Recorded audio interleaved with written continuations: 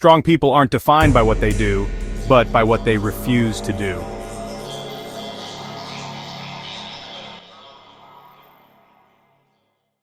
The first mistake the weak always make is explaining themselves.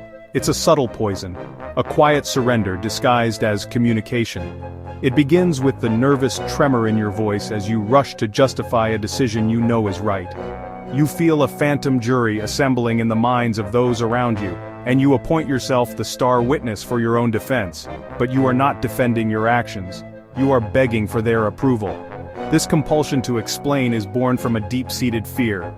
The fear of being misunderstood, of being judged, of being cast out. It is the desperate cry of an identity that is not yet solid, an ego that requires external validation to feel whole. You believe that if you can just find the perfect combination of words, the flawless chain of logic, you can control their perception of you. But this is a fool's errand. You are not a lawyer pleading a case. You are a sovereign being, and your life is not up for debate. The strong understand this implicitly. They do not waste their breath on justifications. They do not entertain the court of public opinion. A lion does not explain to the gazelle why it must hunt. A storm does not apologize for the rain it brings. Their existence is their explanation. The truly powerful move with a quiet conviction that is unnerving to the weak. Their energy is not squandered on persuasion. It is invested in creation, in action, in progress. They are the master craftsman, lost in his work, whose hands move with a certainty that needs no audience. They are the visionary leader who charts a course through uncharted territory, ignoring the chorus of doubt from the shore. Their validation is not sought, it is earned from within. Their actions create ripples, and those ripples become waves, and those waves become a tide that reshapes the landscape. The results are their closing argument, delivered not with words but with undeniable reality.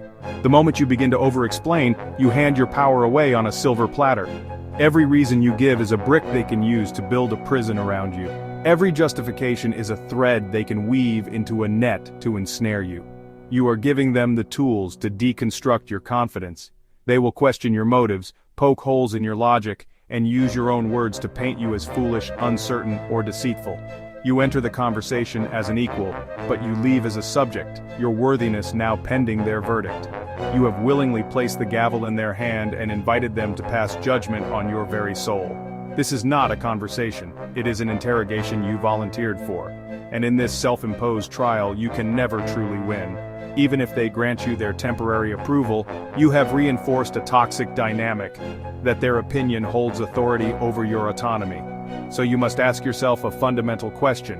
Are you living for the fleeting applause of an audience, or for the permanent legacy of your results?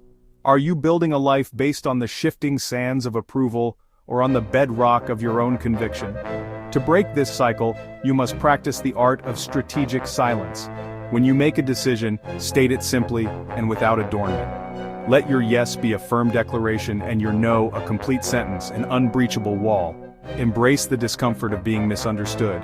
The need to be seen correctly by everyone is a cage of your own making. Let them speculate. Let them whisper. Their confusion is not your responsibility to solve. Instead, turn that energy inward. Become so obsessed with your purpose, so clear on your internal why, that the noise of external opinions fades into irrelevance. Let your relentless action be your only reply. Let the empire you build be your manifesto. Let the life you live be the only explanation you ever offer. This is the path of power. It is a quieter path, a more solitary one, but it is the only one that leads to a destination truly your own. The second trap, quitting at the first sign of pain. Strong people know pain is a signal, not a stop sign. The weak break when it hurts. The strong transform pain into fuel. Remember, pain doesn't end you, it shapes you.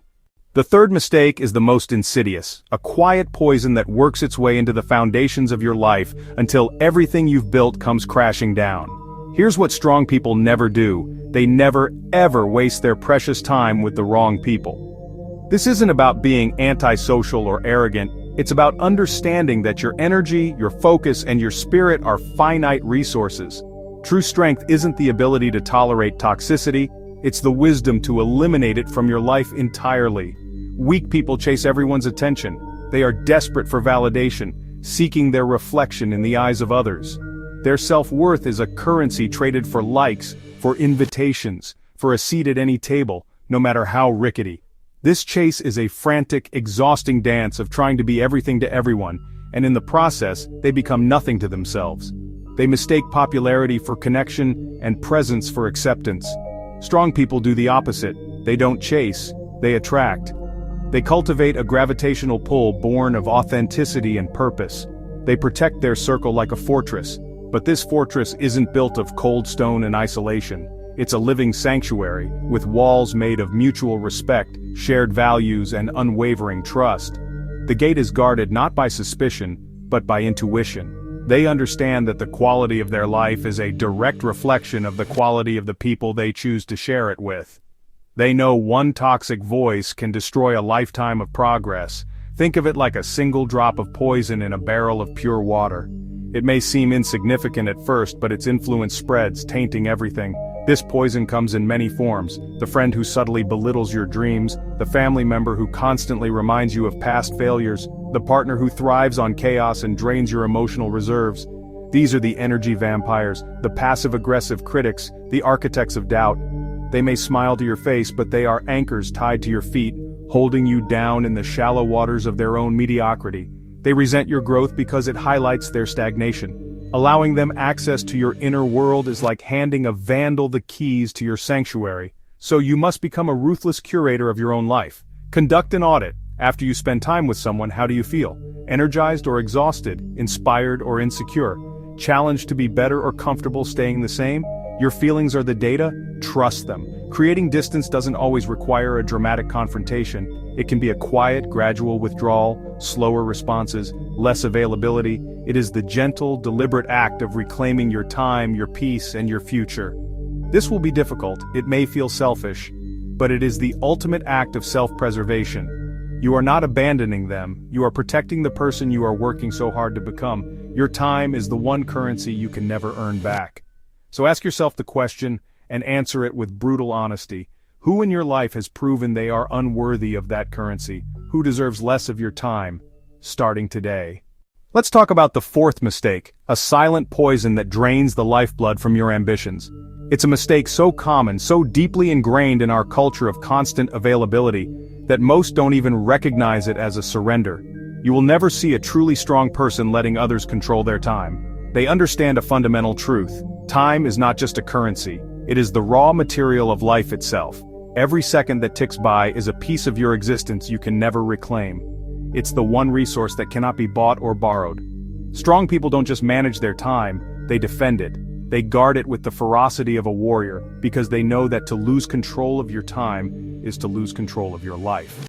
They erect sharp, clear boundaries, not to keep the world out, but to protect the space they need to build their world within. But how does this theft occur? It's rarely a dramatic heist. It's a slow, insidious leak. The quick question that devours an hour, the urgent email that derails your focus, the social obligation you attend out of guilt, not desire, the endless scroll through other people's lives while your own goes unlived. Each time you say yes when your soul screams no, you hand over a piece of your autonomy. You become a puppet, your strings pulled by the whims of everyone else. Your schedule ceases to be a reflection of your goals and becomes a chaotic list of other people's demands. And the cost? It's immense. A constant low-grade anxiety, the feeling of being perpetually behind, the resentment that simmers beneath the surface, for those who make the demands and for yourself for giving in. If you let everyone's demands consume your hours, you haven't just surrendered your day, you've surrendered your potential. Your greatest ideas remain dormant. Your most ambitious projects gather dust. Your life becomes a series of reactions instead of intentional actions. You've already surrendered your strength, trading the power to create for the comfort of being needed. Reclaiming your time is an act of rebellion against mediocrity. It begins with a brutal audit. Where are your hours truly going? Track them, confront the truth. Then, learn the most powerful word in the lexicon of the strong, no. Say it, not with anger or apology, but with the calm certainty of a person who knows their own worth. A no to a distraction is a yes to your purpose. Become the architect of your days. Schedule your priorities, your deep work, your health, your peace, before your calendar becomes a public forum. Create sacred, unreachable hours where your focus is absolute. So I ask you again, think carefully. Who or what is stealing your time right now? Is it a person, a habit, a fear? Identify these thieves. They are the agents of a life half lived. Your time is your kingdom. A strong person never lets another rule their throne. And, finally, strong people never fear being alone. The weak cling to company out of fear. The strong embrace solitude because they know growth demands silence, reflection, and self-control. Alone doesn't mean lonely, it means power. So are you running from solitude or running toward your strength? Now you know what separates the strong from the weak. If you recognize any of these mistakes in yourself, today is the day to change. Save this video, share it, and never forget, strength begins with you.